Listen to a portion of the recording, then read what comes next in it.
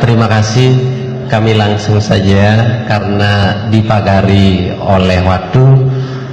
Karena setelah nego, ya, dari Pak Ide memberikan kepercayaan waktu yang terhormat kepada Bapak Tribudi Marhendarmawan. Lebih dulu Pak, kami persilakan Pak.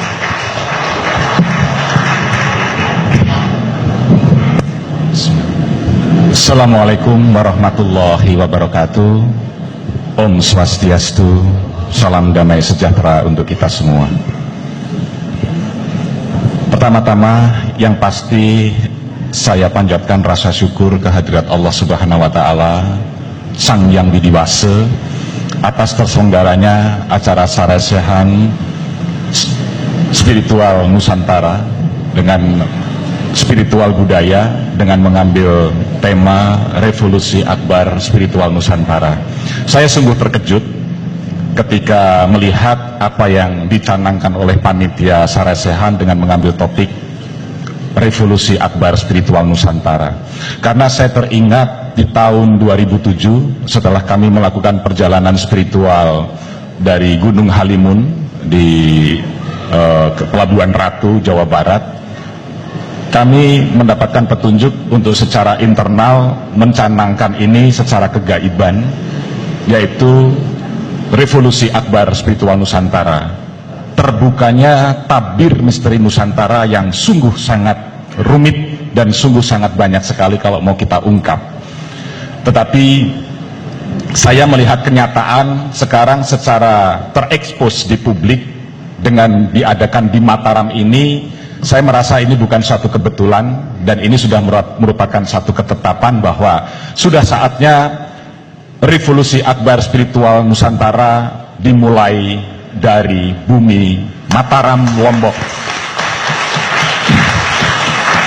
Saya ingin sedikit bercerita secara sekilas perjalanan hampir 6 tahun ini. Saya secara khusus melakukan perjalanan spiritual di dalam Torekoh Qadiriyah di Semarang. Tidak muluk-muluk niatan saya waktu itu, saya melepas semua kegiatan aktivitas usaha saya karena ada satu fenomena spiritual berupa pawisik untuk saya meninggalkan semuanya dan mencari seseorang yang akhirnya sekarang menjadi guru spiritual saya. Kemudian atas bimbingan beliau, kami hanya punya satu niatan sebagai dalil, man arafa nafsahu faqad arafa robbahu. Kenali dirimu maka kau akan mengenal Tuhan. Terus ini yang kami lakukan dengan disiplin-disiplin di dalam Torekoh, yaitu berzikir. Kemudian banyak fenomena yang kami alami termasuk rekaman ulang atau rekaman masa lalu diulang kembali. Sehingga dalam tengah perjalanannya kami harus mau mengakui, karena ini fenomena seperti cerita bersambung, yaitu kehadiran beliau kegaiban yang saya sebetulnya sebelumnya tidak mengenal, yaitu beliau Dang Yang Nirarde Perdana Sakti Wawurawuh atau Mpu Dwi Jendra. Kemudian saya mencari informasi di internet. Ternyata dari Babat Tanah Bali saya kenali beliau sebagai cucu dari Empu Tantular. Terus beliau memberikan untuk pertama kalinya 3 nama itu, dengan saya sudah menulis di buku dan bisa dibaca di internet. Kemudian penulisan buku ini juga sebagai penjelasan dari upaya kami melayangkan surat terbuka kepada Presiden SBY berkaitan dengan fenomena lumpur lapindo waktu itu tahun 2006, ketika lumpur lapindo mencuat semburannya 2 bulan setelah dari awal. Kemudian kami mengirimkan surat, intinya kami hanya ingin memberikan suatu wacana kepada pemerintah pusat untuk tanggap kepada kejadian alam. Sejak dari tsunami Aceh, bencana-bencana terus beruntun di Jogja, tenggelamnya Adem Air, tenggelamnya kapal Senopati Nusantara, terbakarnya Garuda di Jogja, dan lain-lain. Artinya ini merupakan satu pesan dari kegaiban, pesan dari Allah Subhanahu wa Ta'ala yang seharusnya mampu dibaca oleh pemimpin negeri ini. Karena pemimpin hakikatnya adalah hati dari tubuh manusia ini. Artinya dari rakyat sebagai kawula, sebagai raga, pemimpin adalah batin. Sehingga kalau batin itu buruk, maka manusia itu kehidupannya akan hancur. Kalau batin sebagai raja punya niatan buruk, pasti tangan akan bergerak dan kaki akan bergerak menuju kepada hal-hal yang buruk. Sehingga raja yang baik, pemimpin yang baik, ketika ibarat batin memiliki niat yang baik, maka semua raga, panca indera akan bergerak ke arah yang baik, mengikuti yang batin. Disinilah sejatinya syahadat, asyhadu alla ilaha illallah wa asyhadu anna Muhammad Rasulullah. Maka Allah disebut yang pertama, artinya Allah sebagai lambang yang maha gaib adalah lambang batin kita yang ada di dalam diri. Karena sejauh ini kita tidak akan mampu melihat batin kita. Yang bisa kita lihat adalah raga kita. Disinilah lambang Muhammad Rasulullah. Karena Muhammad utusan Allah, seorang manusia nyata. Disinilah lahir kita. Maka bagaimana kita sebagai manusia menjadi manusia yang berbadan Muhammad, artinya terpuji, artinya berbudi, beradab. Ketuhanan yang Maha Esa, kemanusiaan yang adil dan beradab adalah asyhadu alla ilaha illallah wa asyhadu anna Muhammad Rasulullah. Adil dan beradab. Om nama siwaya, om nama budaya. Kemudian yang ketiga, disatukan. Karena ini adalah dua dat yang berbeda, yang merupakan satu kesatuan, loroning atunggal yang harus disatukan. Sehingga kalau tiga ini kuat, maka yang dua akan secara otomatis akan muncul. Disitulah Pancasila. Sehingga bolehlah kita bicara secara idealis tentang bagaimana lepas dari carut marut selama ini. Tetapi ini semua kita secara kegaiban, Pancasila tidak akan tegak di negeri ini kalau syahadat dan siwa Buddha tidak ditegakkan. Karena ini wahyu. Maka kenapa lambangnya Garuda Pancasila? Karena Garuda adalah kendaraan Wisnu. Sakti Pancasila itu adalah Dewi Sri. Negeri ini tidak akan ada kemakmuran kalau tidak mampu melaksanakan yang 5 ini. Sehingga semua harus dimulai dari batin, jati diri, yang saya dengar dari Pak Amit Anggawa. Kita harus mengenali jati diri kita.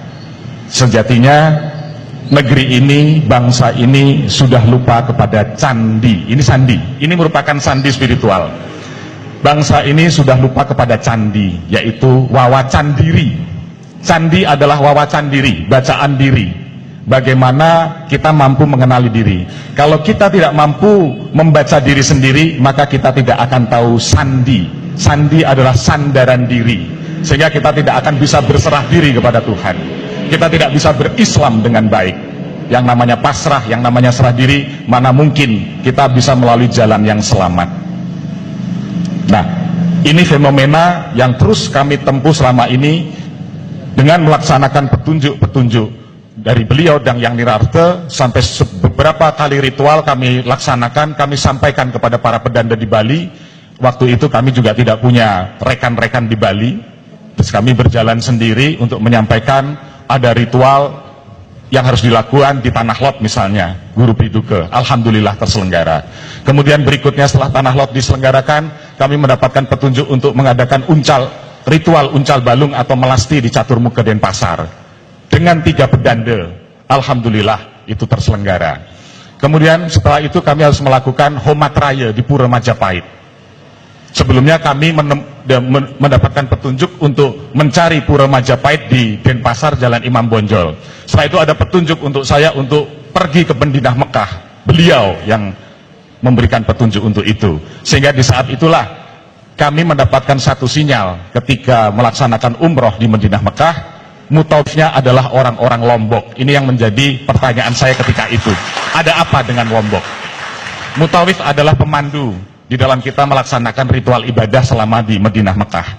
Ada 5 orang pemandu di dalam rombongan kami, itu semua dari orang Lombok. Saya sempat berpikir, ada apa dengan tugas suci ini? Saya dijudulkan dengan fenomena petunjuk jalannya adalah Lombok, kan gitu. Nah, kurang lebih 2 tahun setelah itu baru saya mendapatkan petunjuk ke Lombok benar, sampai 3 kali ini saya kesini. Ya, itu pun setelah dari acara Homat Raya di Pura Majapahit, dan kemudian dengan 6 sulinggih, persyaratan beliau dengan 6 sulinggih akhirnya terselenggara. Kemudian kami teruskan Homat Raya di Watu Kosek, itu pun menurut petunjuk beliau, sehingga ketika itu kami disuruh membangun candi dengan nama Candi Narayana, Candi Saptarengga Narayana, sudah terbangun di tengah kompleks Brimob Watu Kosek, tempat yang sangat terjaga.